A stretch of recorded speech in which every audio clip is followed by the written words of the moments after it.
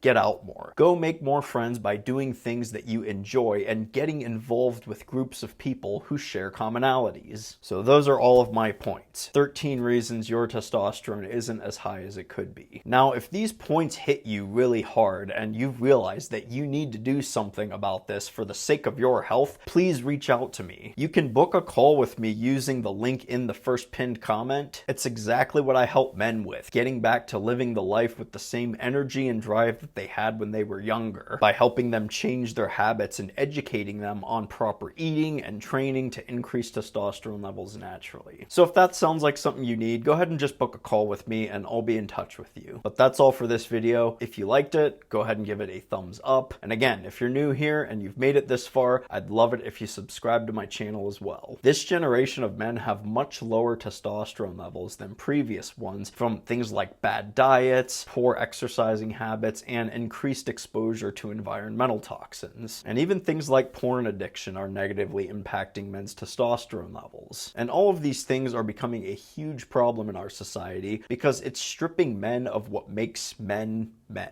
So if you want to join my community that's focused on helping men reverse this downward trend, go ahead and subscribe and turn the notification bells on too so that you're not missing out on any of my latest videos. If you made it to the end, I appreciate you sticking around. I know this was a longer one, but I'm glad you made it to the end. I hope you got a lot out of this video too. Good luck in all your endeavors to fix your testosterone levels and optimize them. Thanks for watching, everyone. Take care, and I'll see you in the next video.